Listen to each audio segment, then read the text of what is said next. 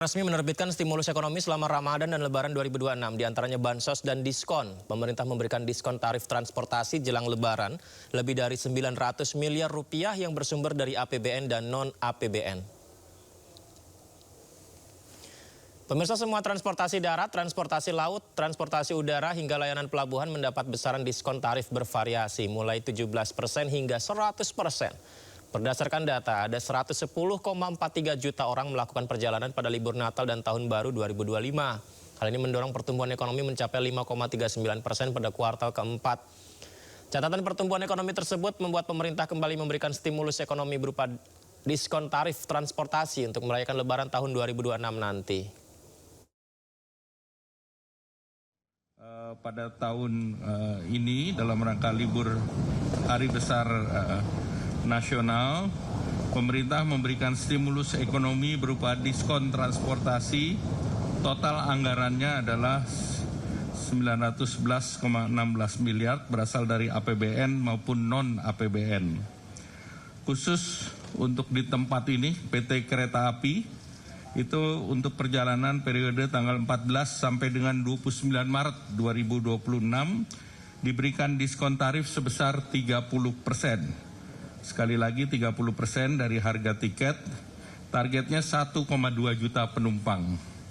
Kemudian angkutan laut, PT Pelni, untuk periode 11 Maret sampai dengan 5 April, diskon tarif sebesar 30% dari tarif dasar dan targetnya 445.000 penumpang.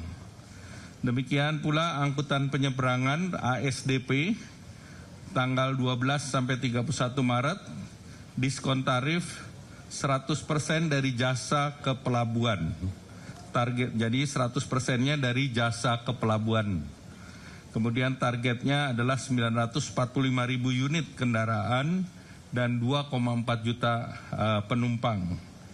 Angkutan udara untuk periode 14 sampai 29 Maret 2026 dengan diskon tarif antara 17-18% untuk kelas ekonomi dan perjalanan dalam negeri, targetnya 3,3 juta penumpang.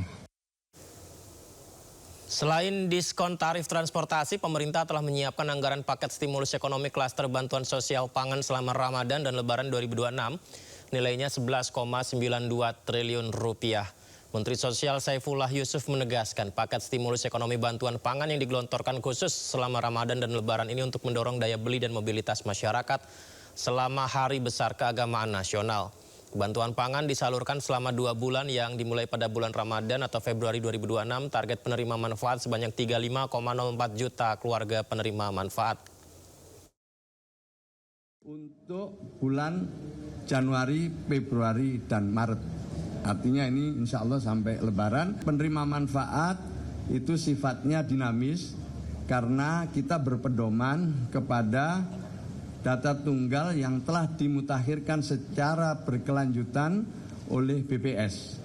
Maka itu penerima manfaat bisa jadi di triwulan pertama dapat, di triwulan kedua dapat, mungkin di triwulan kita tidak dapat.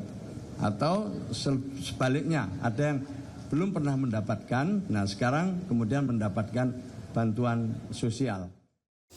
Selain menyalurkan paket stimulus ekonomi bantuan pangan dan diskon tarif transportasi, pemerintah juga menerbitkan aturan Work from Anywhere atau WFH selama libur Lebaran bagi ASN dan karyawan swasta. Tingginya mobilitas masyarakat selama libur Lebaran diyakini dapat mendongkrak pertumbuhan ekonomi di kuartal pertama tahun ini. Untuk itulah Kementerian Ketenagakerjaan menggelurkan program Work from Anywhere atau WFA, program kerja dari mana saja untuk memudahkan perencanaan mobilitas perjalanan. Penerapan skema kerja WFA bagi aparatur sipil negara atau ASN, bagi pekerja swasta yang memang diharuskan untuk masuk kerja di libur Lebaran. Menteri Ketenagakerjaan Yasirli menegaskan, skema ini merupakan fleksibilitas lokasi kerja yang berlaku selama 5 hari, yakni pada tanggal 16, 17, 25, 26, dan 27 Maret 2026. Pelaksanaan WFA tersebut dimaksudkan untuk mendorong pertumbuhan ekonomi pada triwulan 1 tahun 2026 dengan tetap menjaga produktivitas kerja. Oleh karena itu, kami menghimbau kepada Gubernur bupati, wali kota untuk menghimbau kepada seluruh perusahaan agar memberikan kesempatan bagi pekerja atau buruhnya untuk melaksanakan pekerjaan dari lokasi lain atau yang disebut dengan work from anywhere pada tanggal 16 dan 17 Maret 2026. Pemprov Jakarta menjamin ketersediaan pangan untuk Ramadan, Idul Fitri, dan hari besar lainnya dalam kondisi aman. Hal ini disampaikan Gubernur Jakarta Pramono Anung usai rapat paripurna membahas persiapan Ramadan dan Idul Fitri. Sejumlah hal dibahas diantaranya monitoring rutin ketersediaan bahan pangan, penerapan early warning system terhadap harga pangan, di mana dalam kesempatan ini Gubernur Pramono menghimbau warga Jakarta tidak panik buying karena ketersediaan pangan di Jakarta relatif aman. Maka ketersediaan pangan untuk Ramadan dan juga Idul Fitri di Jakarta termasuk hari-hari besar lainnya, apakah itu Imlek atau Nyepi dan sebagainya, Jakarta dalam kondisi yang aman karena cadangannya mencukupi untuk itu. Kemudian juga untuk subsidi pangan, kami melihat bahwa hampir semua komoditas di Jakarta sekarang ini relatif terkontrol dengan baik. Dan kami dalam kesempatan ini juga kalau kemudian belajar dari peristiwa Natal kemarin atau Tahun Baru, ketika ada yang kemudian ingin memboikot daging dan sebagainya, kami hanya menghimbau karena ketersediaan pangan di Jakarta sangat mencukupi, tidak usah ada panik buying dan sebagainya. Karena pemerintah DKI Jakarta menjamin bahwa ketersediaan bahan pangan maupun daging dan sebagainya Jakarta adalah mencukupi. Pemerintah melalui Kementerian Haji dan Umroh menyiapkan terobosan baru untuk layanan konsumsi jemaah haji tahun 2026. Menteri Haji dan Umroh Muhammad Irfan Yusuf meluncurkan program Beras Haji Nusantara, memastikan jemaah menikmati nasi premium dari tanah air selama di Tanah Suci. Program Beras Haji Nusantara diperkenalkan dalam rapat koordinasi terbatas di Jakarta pada Senin pagi kemarin. Total kebutuhan beras untuk lebih dari 205.000 jemaah dan petugas haji tahun ini mencapai 2.280 ton. Jumlah ini untuk memenuhi kebutuhan 78 kali makan di Mekah, 27 kali di Madinah, dan 6 kali di Armuzna. Menhaj menegaskan beras yang dikirim bukan kualitas biasa, melainkan spesifikasi premium long grain dengan tingkat pecahan maksimal 5%, sehingga selain menjaga cita rasa, langkah ini juga ditargetkan menghemat anggaran dengan harga yang lebih kompetitif dibandingkan harga pasar di Arab Saudi. Tadi katanya jatuh dari motor. Kenapa ya? Kok bisa ini?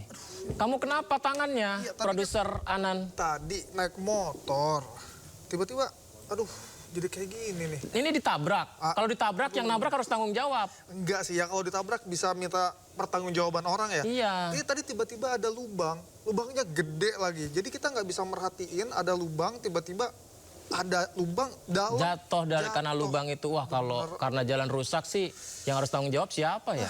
Makanya, ya udah cepat sembuh ya Anan ya.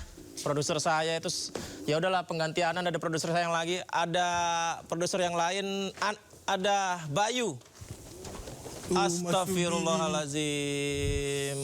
Mas Bayu kenapa kepalanya, tangannya? Jatuh Mas Yudi tadi naik motor mau ke sini gara-gara tabrak.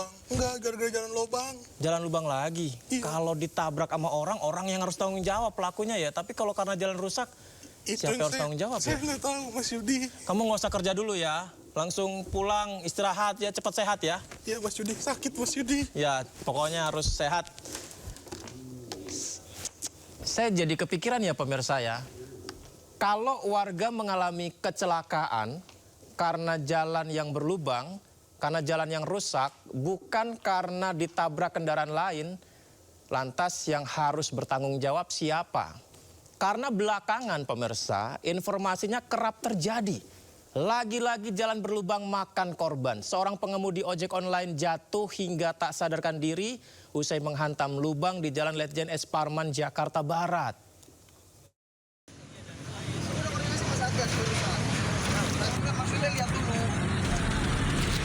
Kecelakaan terjadi di Jalan Layang Grogol, Jalan Letjen S. Parman, Grogol, Petamburan, Jakarta Barat yang melibatkan pengemudi ojek online.